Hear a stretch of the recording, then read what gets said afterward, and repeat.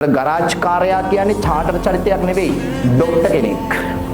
මම බලාගෙන ඉන්නවා සමහර වෙලාවට මගේ වාහනේ ට්‍රබල් එකක් වුණාම අර ડોක්ටර් තමන්ගේ ඇඳුම ඇඳ ගන්නවා වගේම ගරාජ් එකේ ඉන්න එක්කෙනත් ඒප්‍රන් එක ඇඳ ගන්නවා. ડોක්ටර් නලාව අරගෙන එනවා වගේම ගරාජ් එකේ ඉන්න එක්කෙනත් ඒ ටූල් බොක්ස් එක අරගෙන එනවා. ડોක්ටර් ලෙඩාට රෙද්දක් පෙරවනවා වගේම එයාත් මොකද්ද කරන්නේ කාර් එකේ බඳ කොටසේ අර කළු තෙල් ගෑවෙනවට එයාත් ඒකට රෙද්දක් පෙරවනවා.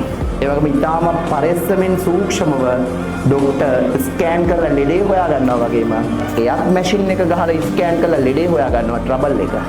අවසානට ડોක්ටර් ටූල්ස් පාවිච්චි කරලා ඒ අදාළ පාර්ට් එක හැමීන් සිරුවේ ගලවනවා වගේම එයා ටූල්ස් පාවිච්චි කරලා පාර්ට් එක හැමීන් සිරුවේ ගලවනවා.